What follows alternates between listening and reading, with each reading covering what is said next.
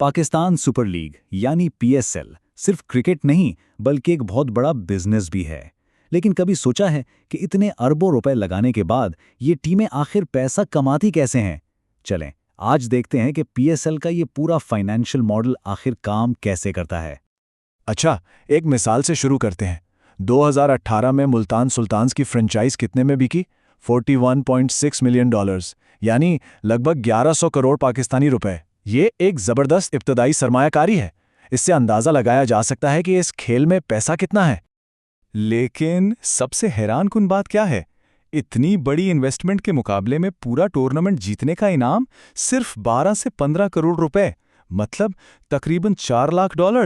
ये तो वाकई ऊंट के मुंह में जीरे वाली बात हो गई। और इस बात को तो एक टीम के मालिक ने खुद भी माना है। उन्होंने साफ साफ कहा, 7 साल से हमारे तमाम टीम मालिकान पीएसएल में बहुत बड़ा नुकसान उठा रहे हैं। ये इवेंट एक कमर्शियल इवेंट नहीं है। तो इससे तो सीधा सीधा सवाल यही उठता है कि तो क्या इसका मतलब ये है कि पीएसएल टीम खरीदना एक बहुत ही बुरा बिजनेस है? अगर इतना ही नुकसान है तो फिर लोग इसमें अरबों रुपए लगा क्यों रहे हैं? आखिर माजरा क्या है? इस सवाल का जवाब पीएसएल के फाइनेंशियल स्ट्रक्चर में छुपा है। और इसको समझने के लिए हमें देखना होगा पाकिस्तान क्रिकेट बोर्ड यानी पीसीबी और उसके सेंट्रल रेवेन्यू पूल को। असल में यही पूल पूरी लीग की फाइनेंशियल बैकबोन है। तो सबसे पहले ये समझना जरूरी है कि असली पैसे का खेल प्राइज मनी से शुरू ही नहीं होता, बल्कि ये शुरू होता है पीसीबी से, जो पूरी लीग को चला रहा है और रेवेन्यू का एक बहुत बड़ा हिस्सा जनरेट करता है। पीसीबी की जो इनकम है उसके 3 बड़े जरिए हैं। सबसे बड़ा चंक वो आता है ब्रॉडकास्टिंग राइट्स से, उसके बाद नंबर आता है टाइटल स्पॉन्सरशिप का, और फिर आते हैं बाकी ऑफिशियल स्पॉन्सर्स। ज़रा इन नंबर्स पर नज़र डालें। सिर्फ 2021 से 2023 तक ब्रॉडकास्टिंग राइट्स $24 मिलियन में बिके। एचबीएल ने जो टाइटल स्पॉन्सर है 2025 तक के लिए $14.3 मिलियन दिए, और मैच का दौरान सिर्फ 10 सेकंड के ऐड की कीमत 15 लाख रुपए तक चली जाती है। यही वो पैसा है जो पूरी लीग को फ्यूल करता है। अच्छा, तो पीसीबी इतना सारा पैसा कमाकर करता क्या है? क्या सब अपनी जेब में रखता है? बिल्कुल नहीं। और यहीं से कहानी में असल ट्विस्ट आता है। ये पैसा लीग की टीमों के साथ शेयर किया जाता है।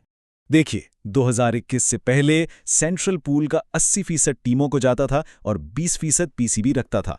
लेकिन 2021 के बाद इस मॉडल को पूरी तरह उलट दिया गया। अब 95% टीमों को मिलता है और पीसीबी अपने पास सिर्फ 5% रखता है। ये गेम चेंजिंग तब्दीली थी। लेकिन आखिर ये तब्दीली की क्यों गई? वजह सिंपल थी मगर बहुत अहम। फ्रेंचाइजेज लगातार नुकसान में जा रही थीं, फाइनेंशियल स्ट्रगल कर रही थीं। तो ये नया मॉडल इसलिए बनाया गया ताकि टीमें ना सिर्फ सर्वाइव कर सकें बल्कि आगे बढ़ भी सकें। लेकिन टेरिए, सिर्फ सेंट्रल पूल का हिस्सा ही काफी नहीं है। असली प्रॉफिट कमाने के लिए टीमों को अपनी लोकल इनकम स्ट्रीम्स भी जनरेट करनी पड़ती हैं। तो फ्रेंचाइजेस के पास पैसा कमाने के 3 मेन तरीके हैं। नंबर 1 और सबसे अहम है टीम स्पॉन्सरशिप। फिर दूसरा आता है टिकट और स्टेडियम सेल्स से आने वाला पैसा, और तीसरा अपनी टीम का सामान यानी मर्चेंडाइज बेचकर। टीम स्पॉन्सरशिप कितनी इंपॉर्टेंट है इसका अंदाजा इस बात से लगाएं कि एक टीम की जर्सी पर, उसकी शर्ट, ट्राउजर्स, यहां तक के हेलमेट पर 10 से 12 अलग अलग स्पॉन्सर्स के लोगो लगे होते हैं। हर एक लोगो इनकम का एक नया जरिया है। इन लोकल इनकम सोर्सेज को थोड़ा और डिटेल में देखते हैं। जो होम गेम्स की टिकट सेल्स होती हैं उसका 80 से 95% टीमों को मिलता है। फिर जर्सी, कैप्स और दूसरा सामान बेचने से जो भी पैसा बनता है वो सीधा फ्रेंचाइज की जेब में जाता है। और तो और वो अपने प्लेयर्स को एड्स में काम करवाकर एक्स्ट्रा फीस भी चार्ज करते हैं। यहां तक तो सब ठीक है, पैसा आ रहा है, जा रहा है। लेकिन असली कहानी, असली इनाम सिर्फ पैसा नहीं है। असल चीज कुछ और है जो इससे कहीं ज्यादा कीमती है, कहीं ज्यादा लॉन्ग लास्टिंग है। और ये असली इनाम है ब्रांड वैल्यू। ब्रांड वैल्यू क्या है?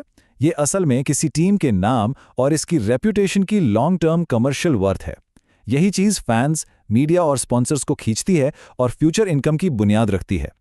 तो सबसे अहम बात ये समझ ले, ट्रॉफी खुद असली इनाम नहीं है, बल्कि ये उस असली इनाम यानी ब्रांड वैल्यू को अनलॉक करने की चाबी है।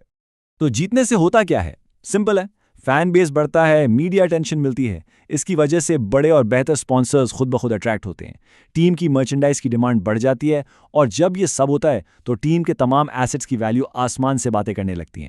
تو اس پوری بحث کا نچوڑ کیا ہے؟ پی ایس ایل ٹیموں کے لیے ٹرافی صرف راستہ ہے، اصل منزل تو برانڈ ویلیو ہے۔ وہ ٹورنامنٹ جیتنا چاہتے ہیں تاکہ ان کی برانڈ ویلیو بڑھے، جو ان کے لیے مستقبل میں ایک سسٹینیبل انکم کی گارنٹی ہے۔ اور آخر میں ایک سوال جس پر سوچا جا سکتا ہے، جیسے جیسے لیگ کی ویلیو بڑھ رہی ہے، کیا یہ ماڈل فرنچائز مالکان کو ہی پی ایس ایل کا اصلی اور لانگ ٹرم ونر بنائے گا؟ اس کا جواب تو شاید آنے والا وقت ہی دے گا۔